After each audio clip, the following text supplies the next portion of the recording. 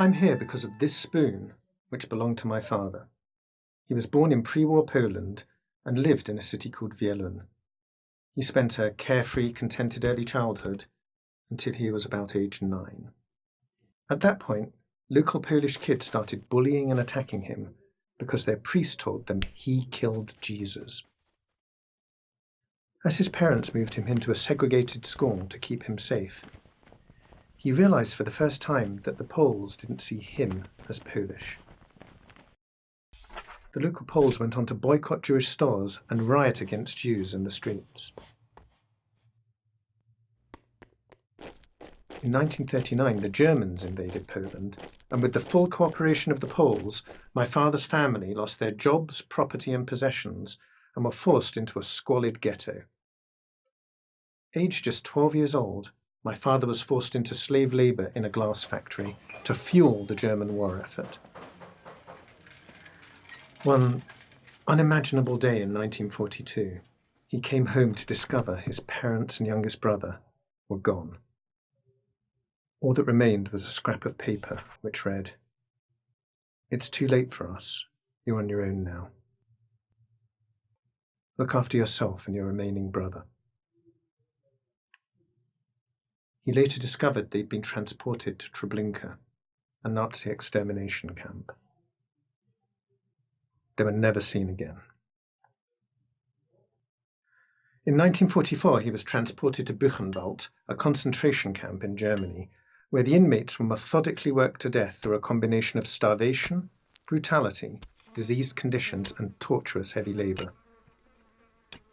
Life expectancy was just 2 months, but through his sheer grit and ingenuity, my father survived for 7 months until the Allies encroached on the camp. The inmates were evidence of war crimes, so the Nazis herded their victims onto a cattle train to be transported to their deaths in out-of-the-way Czechoslovakia. My father knew he had to do something. He had to escape. So, one moonlit night, he and his friends took the spoons out of their pockets and used them to prise the barbed wire off a narrow window in the cattle truck.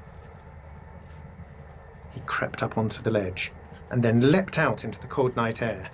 As he hit the ground, he felt an intense pain in his upper thigh and passed out. He awoke in agony. He'd been shot by a German guard, but miraculously, the bullet had hit the spoon in his pocket. It had been driven deep into his leg. He was alive, but seriously wounded.